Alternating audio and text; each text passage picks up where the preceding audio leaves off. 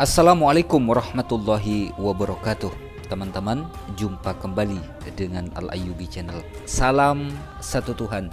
Semoga kita senantiasa dalam lindungan Allah Subhanahu wa ta'ala. Amin ya rabbal alamin.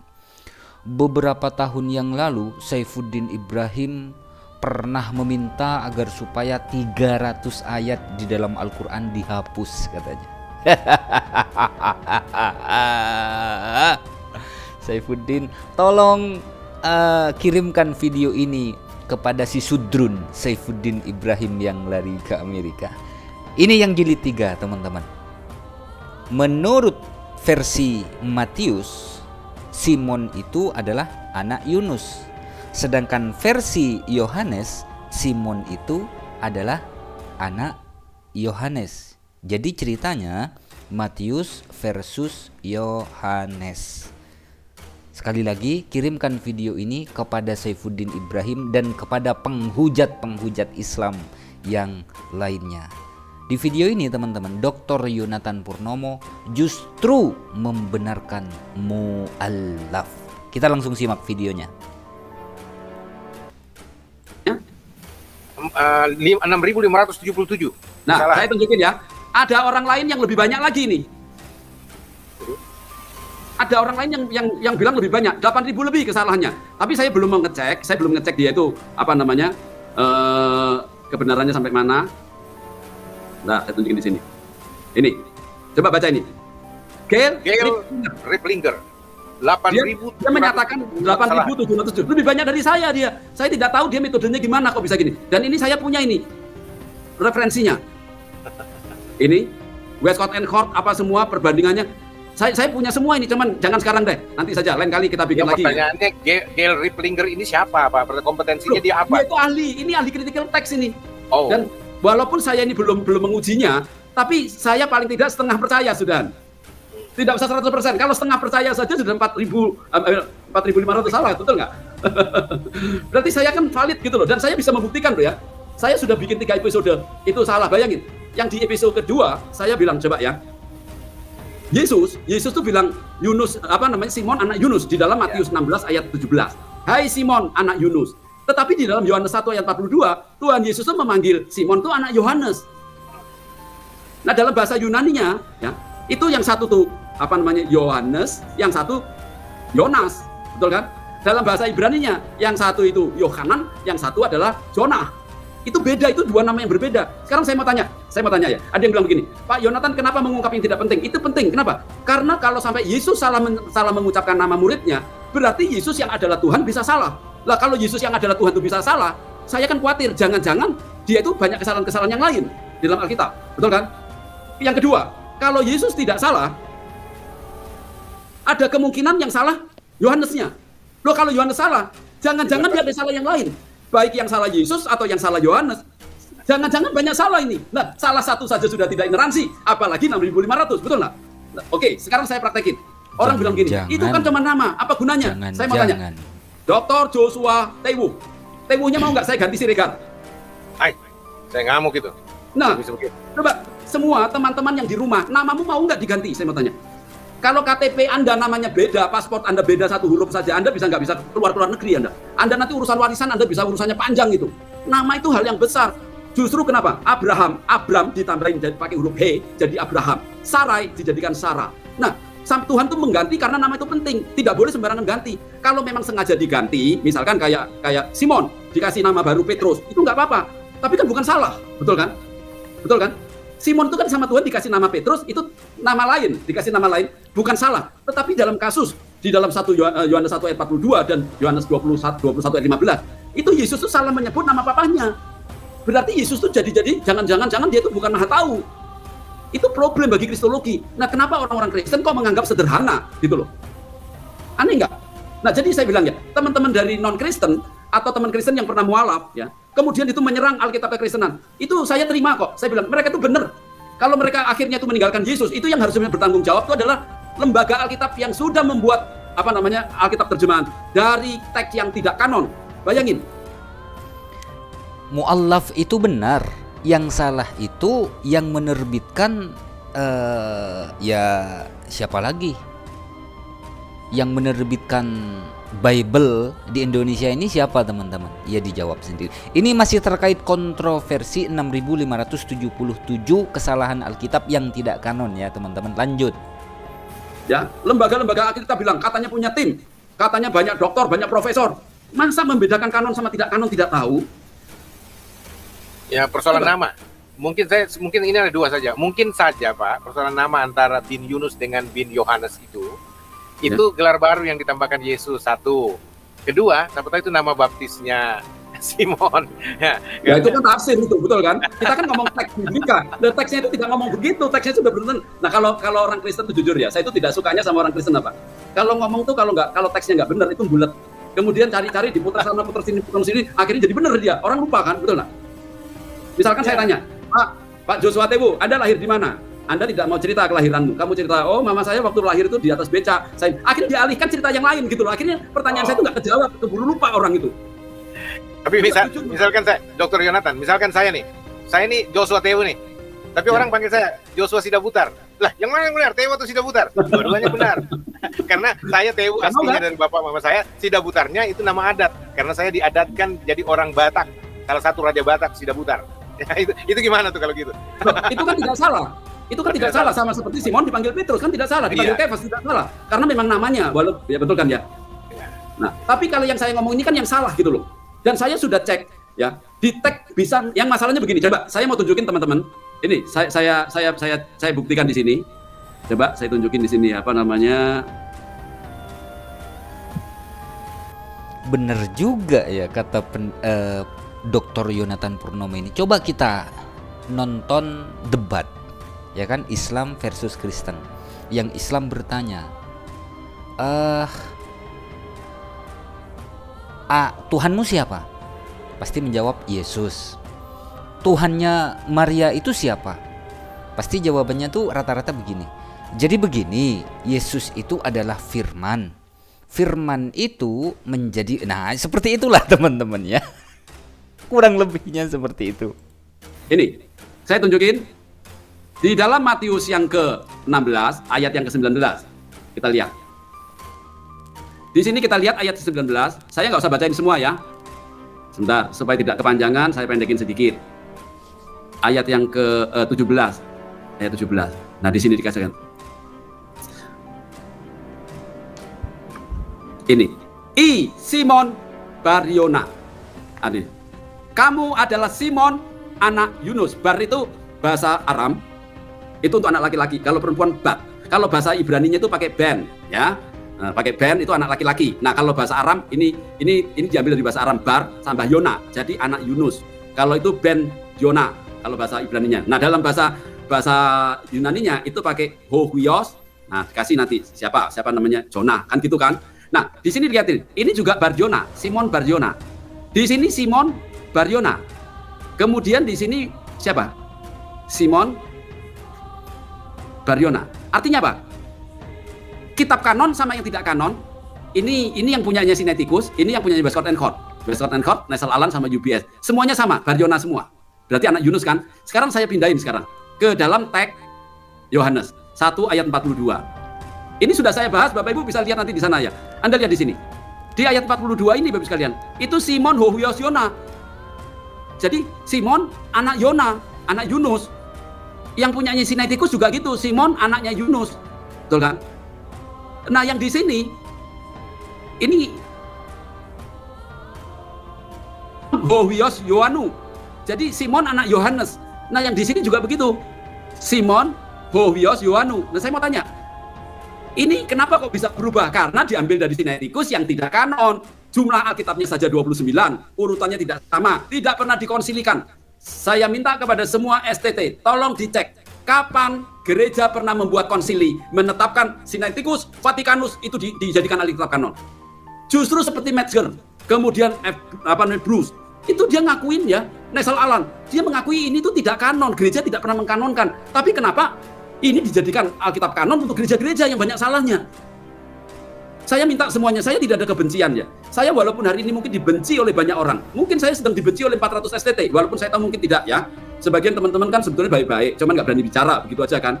Ya, saya maklum karena teman-teman dari STT itu kan kebanyakan Mereka itu kan ditugaskan sama sinode. Kalau melawan sinode bisa dipecat nanti. Ya, semua cari aman ya sudah diam saja sudah, betul kan? Tapi mungkin sekali teman-teman itu setuju dengan saya. Oleh sebab itu saya minta semua STT, semua sinode jangan dibiarkan kesalahan seperti ini. Saya akan bikin kajian terus. Anda tidak usah ribut sama saya, tidak usah terima. Ning gesincio, pu gesincio. Rasa percaya harus ada.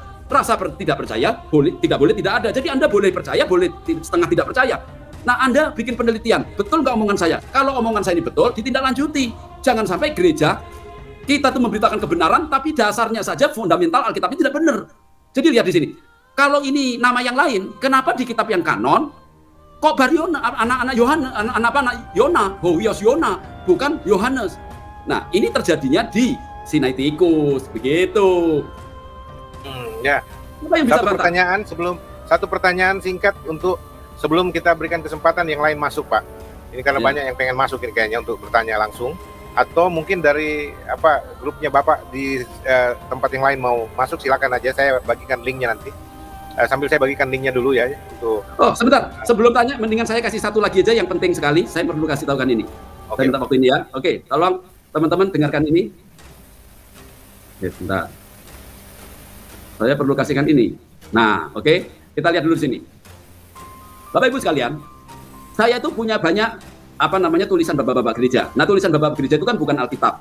Nah, itu dalam ilmu kritik teks itu namanya adalah untuk pembuktian di dalam ilmu kritik teks namanya bukti eksternal ya. Nah, bukti internal itu seperti tadi saya ngomong, ayat dengan ayat yang ada itu tabrakan apa tidak dalam satu Alkitab saya adu. Tapi kalau bukti eksternal saya bisa mengambil dari luar, misalkan dari buku-buku tulisannya Eusebius, dari Athanasius, atau dari siapa namanya Gregorius, dari Nisa, atau dari mana terserah ya. Nah, mereka kalau punya buku kemudian dia itu mengutip, nah itu saya bisa ambil. Nah, Origen Bapak Ibu sekalian, dia itu lahir tahun 185, mati 253. Dia tuh salah satu buku yang saya miliki. Itu bukunya dia itu judulnya itu Commentarion Isto Kata Mateon Evangelion. Nah, di situ ternyata kan ada tuduhan. Tuduhannya begini. Oh, teks Bizantin itu adalah teks yang muda. Betul kan? Pernah dengar nggak itu? Dr. Joshua Tewu? Ya, itu yang saya tanya tadi. Ya, oke. Ya kan? Itu yang muda. Saya bilang, lo kalau muda, berarti dia harusnya adanya setelah Sinaiticus. Lo kalau adanya setelah Tikus, terus dirubah-rubah, berarti perubahannya harusnya adanya setelah Sinaiticus ada, betul nggak?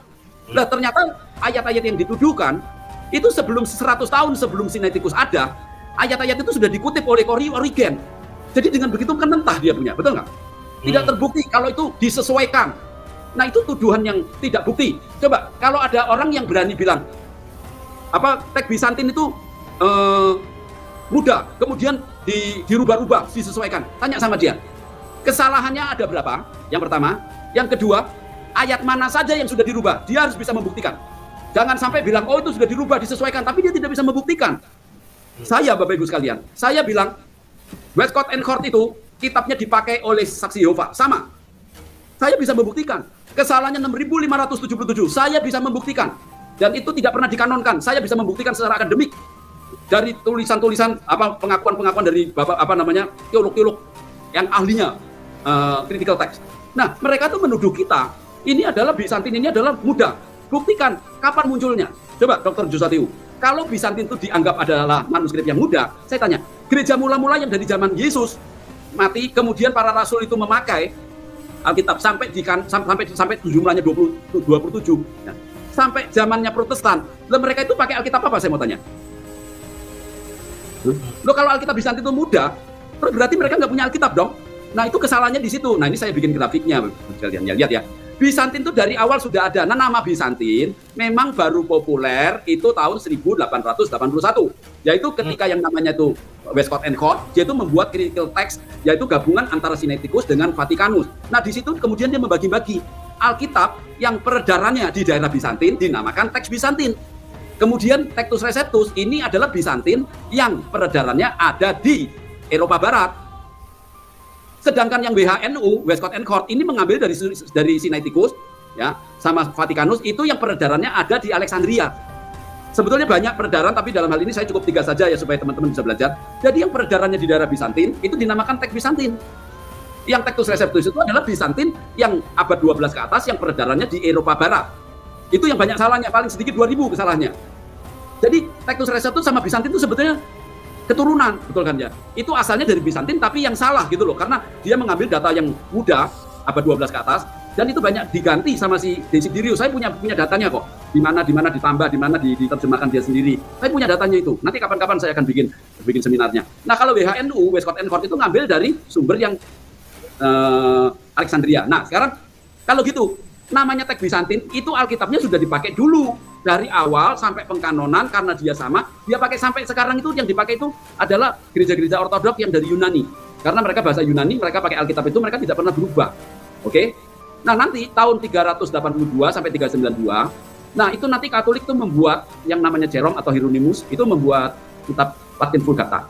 Nah, dia itu mengambilnya itu saya tahu ya, tapi saya tidak punya data lengkap, makanya saya tidak bisa kasihkan sekarang. Nanti kalau sudah lengkap baru saya kasih tahu ya. Dia itu sebagian mengambil dari Vetus Latin, sebagian ngambil dari Masoret, sebagian ngambil Vetus Latin itu ngambil yang sudah bahasa Latin tapi sama dia diperbarui. Nah, tapi Katolik sendiri waktu di Kartago itu dia ikut dia tuh.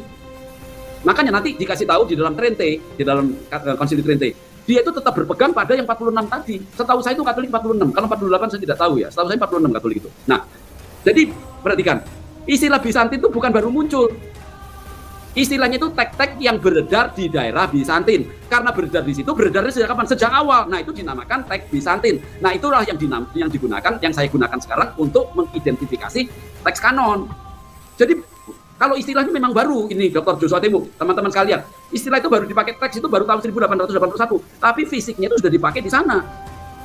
Ya, sama seperti Petrus. Ketika Petrus dikasih nama, ketika Simon dikasih nama Petrus, itu kan sudah umurnya 30-an lebih itu. Ya paling sedikit 30 lah dia umurnya. Nah, waktu dikasih itu orang itu sudah ada sejak kecil. Jadi bukan orangnya baru muncul dikasih nama, tidak. Itu cuma penamaan saja. Oke ya. Jadi ini yang perlu saya kasih tahukan. Nah, saya sebetulnya punya ini bukunya Origen. Ya, tapi saya tidak usah munculkan. Saya punya yang bahasa Jerman. Ini bahasa Yunani, bahasa Jerman. Ini saya bisa buktikan kalau penggunaannya itu sebelum 100 tahun sebelum Vatikan Sinaiticus ada. Itu kata-kata yang dipersoalkan itu sudah dipakai sama Origen. Buku saya itu lengkap Bapak Ibu sekalian ya. Saya ini meneliti. Saya ini bukan ngambil dari Google. Oke, sebagai contoh saja, mungkin perlu saya tunjukin di sini. Ayo, Dr. Joshua Temu, tolong dilihat di sini. Saya tunjukin di sini satu ya. Ya. Misalkan ini 20. Oke, ayo kita lihat di sini. Kita lihat di sini. Sorry.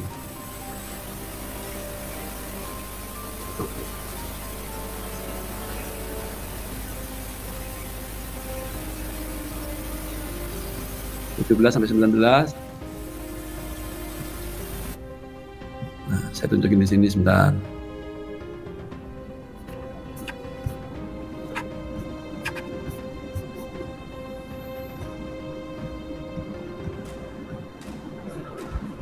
Okay. 17-19. Sebentar Pak, sambil saya klarifikasi sedikit karena ada protes dari Konradus Joko ini. Kami Katolik 46 PL dan 27 PB, bukan 48 Pak JT. Sekali lagi 46 PL dan 27 PB. Cuman saya mau tanya, karena di tangan saya ini ada Alkitab terbitan Lembaga Biblika Indonesia ini.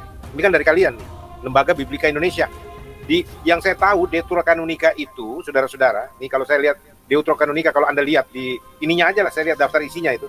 Ada kitab Tobit 1, Yudit 2, tambahan-tambahan pada kitab Esther 3, Kebijaksanaan Salomo 4, Yesus bin Sirat 5, Baruch 6, tambahan-tambahan pada kitab Daniel 7, kitab Makabe yang pertama 8, kitab Makabe yang kedua 9.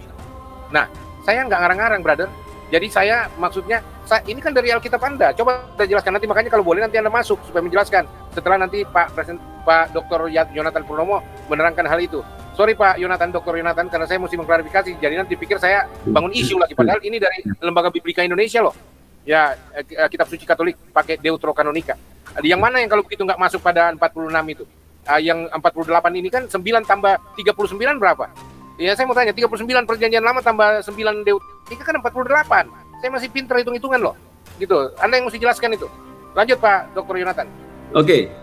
Ya itu nanti kalau kanonnya memang 46, mungkin kesalahpahamannya di sini Pak. Itu surat tambahan Esther sama surat tambahan Daniel itu tidak dihitung, itu dimasukkan ke sana. Jadi tetap 46, tapi surat tambahan itu tidak berdiri sendiri tapi ditambahkan Pak, masuk ke sana. Makanya nanti kalau punyanya yang saya tahu yang dari Katolik Ortodok, itu memang Esthernya sama Daniel itu lebih panjang dibandingkan punyanya yang dari Westcott and Hort. Oh, jadi maksudnya yang dari bukan yang ambil dari Masoret gitu loh. Jadi Pak Joshua Tewu nggak salah juga karena dipisah gitu loh. Nah, sedangkan versi Katolik dimasukkan ke dalam gitu loh, Pak.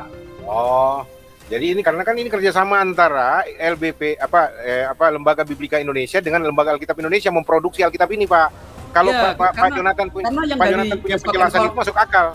Artinya masuk akalnya, oh berarti kalau yang mereka tetap klaim 46, kitab Ester dalam perjanjian lama itu sambung dengan tambahan pada kitab Ester itu. Jadi satu kitab. Sedangkan Salomo itu Alkitab apa yang Salomo dari Daniel. Oh, tambahan Daniel. Ya. Tambahan Daniel. Ya, oh, jadi Daniel tambah jadi satu. Saya tahu tuh problemnya begini loh. Karena dia pakai yang punyanya Masoret, kan pendek kan. Nah, kalau ditambahin berarti yang Protestan harus ikut semua itu punyanya Katolik. Makanya sama dia itu dipisah supaya yang yang Protestan tuh bacanya itu yang versi pendek. Nah, bagi yang Katolik ya itu nanti ditambahin sama yang dua tadi, Pak. Tapi bagi Katolik itu bukan berdiri sendiri, itu digabungkan sama yang di sana gitu loh. Oke, tapi saya nggak ikut campur. Silakan urus sendiri dengan itu. Saya mau membuktikan ini saja ya. Coba dilihat. Ini saya ambil dari bukunya siapa namanya buku. Cukup menarik ya. Cukup belak-belakan menurut saya Dr. Yonatan Purnomo ini. Teman-teman, sekali lagi tolong kirimkan video ini kepada Saifuddin Ibrahim yang meminta agar supaya 300 ayat dalam Al-Quran dihapus katanya. Bilang sama Saifuddin Ibrahim, Pastor Joshua Tewu kolaborasi dengan Dr. Yonatan Purnomo. Versi Matius, teman-teman bisa buka ya. Matius pasal 16 nomor 17, Simon itu anak Yunus. Matius 16, 17. Sementara di Yohanes 1 nomor 42, Simon itu anak Yohanes. Ini mana yang benar? Matius yang benar atau Yohanes yang benar? Atau Yesus yang salah ngomong? Ya, kita serahkan saja kepada pemirsa yang menyimak. Tolong teman-teman ya, yang mau komen, tolong komentarnya yang sopan, jangan komentar yang panas-panas.